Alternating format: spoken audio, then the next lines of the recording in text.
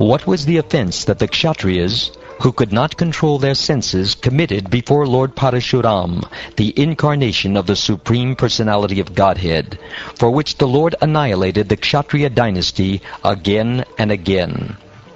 The best of the Kshatriyas, Kartavirya-Arjuna, the king of the Haihayas, received 1,000 arms by worshipping Dattatreya, the plenary expansion of the Supreme Personality of Godhead Narayan. He also became undefeatable by enemies and received unobstructed sensory power, beauty, influence, strength, fame, and the mystic power by which to achieve all the perfections of yoga, such as anima and laghima.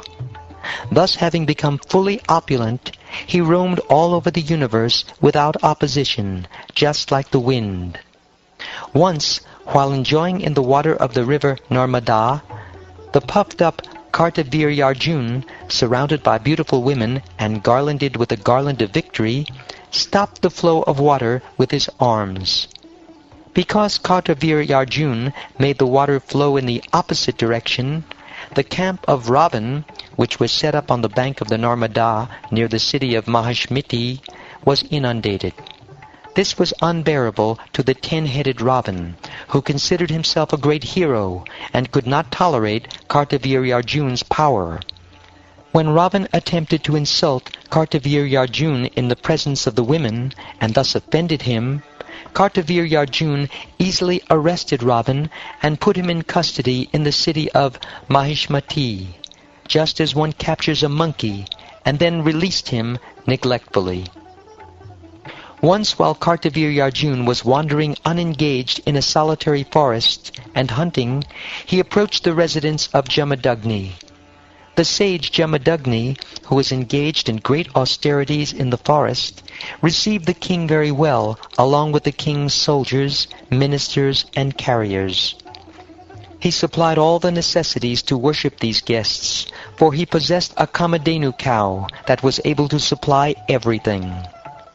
Kartavirya-Arjuna thought that Jamadagni was more powerful and wealthy than himself because of possessing a jewel in the form of the Kamadhenu.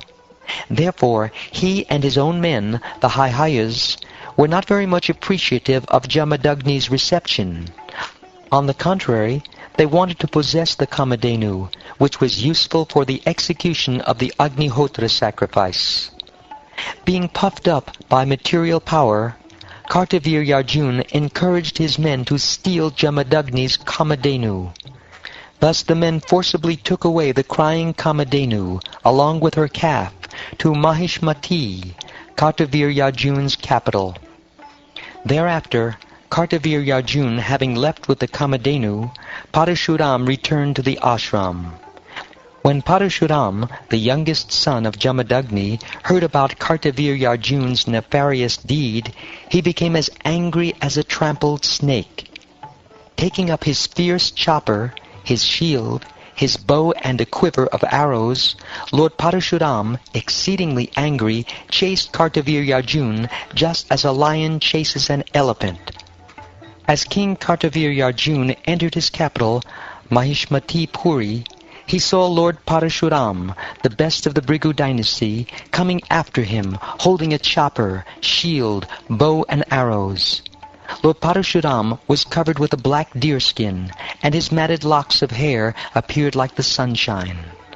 Upon seeing Parashuram, Kartavirya-Arjuna immediately feared him, and sent many elephants, chariots, horses, and infantry soldiers, equipped with clubs, swords, arrows, rishtis, shatagnis, shaktis, and many similar weapons, to fight against him. Kartavirya-Arjuna sent 17 full akshohinis of soldiers, or almost 2 million men, to check Parashuram. But Lord Parashuram alone killed all of them. Lord Parashuram, being an expert in killing the military strength of the enemy, worked with the speed of the mind and the wind, slicing his enemies with his chopper. Wherever he went, the enemies fell, their legs, arms, and shoulders being severed, their chariot drivers killed, and their carriers, the elephants and horses, all annihilated. By manipulating his axe and arrows, Lord Parashuram cut to pieces the shields, flags, bows, and bodies of Kartavirya Arjuna's soldiers, who fell on the battlefield, muddying the ground with their blood. Seeing these reverses, Kartavirya Arjuna, infuriated, rushed to the battlefield. Then Kartavirya Arjuna, with his 1,000 arms, simultaneously fixed arrows on 500 bows to kill Lord Parashuram. But Lord Parashuram, the best of fighters, released enough arrows with only one bow to cut to pieces immediately all the arrows and bows in the hands of Kartavirya Arjuna. When his arrows were cut to pieces, Kartavirya Arjuna uprooted many trees and hills with his own hands, and again rushed strongly toward Lord Parashuram to kill him. But Parashuram then used his axe with great force to cut off Kartavirya Arjuna's arms, just as one might lop off the hoods of a serpent. Thereafter, Parashuram cut off like a mountain peak the head of Kartavirya Arjuna, who had already lost his arms. When Kartavirya Arjuna's 10,000 sons saw their father killed, they all fled in fear. Then Parashuram, having killed the enemy, released the Kamadhenu, which had undergone great suffering, and brought it back with its calf to his residence, where he gave it to his father Jamadagni. Parashuram described to his father and brothers his activities in killing Kartavirya Arjuna. Upon hearing of these deeds, Jamadagni spoke to his son as follows. O great hero, my dear son Parashuram, you have unnecessarily killed the king, who is supposed to be the embodiment of all the demigods. Thus you have committed a sin. My dear son, we are all Brahmins, and have become worshipful for the people in general because of our quality of forgiveness. It is because of this quality that Lord Brahma, the supreme spiritual master of this universe, has achieved his post. The duty of a Brahmin is to culture the quality of forgiveness, which is illuminating like the sun. The Supreme Personality of Godhead, Hari, is pleased with those who are forgiving. My dear son, killing a king who is an emperor is more severely sinful than killing a Brahmin.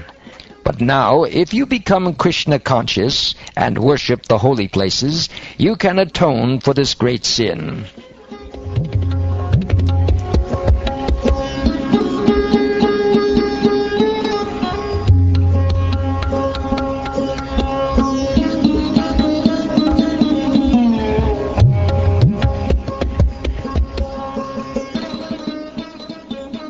Thus ends the 15th chapter of the 9th canto of the Shrimad Bhagavatam, entitled Parashuram, the Lord's Warrior Incarnation.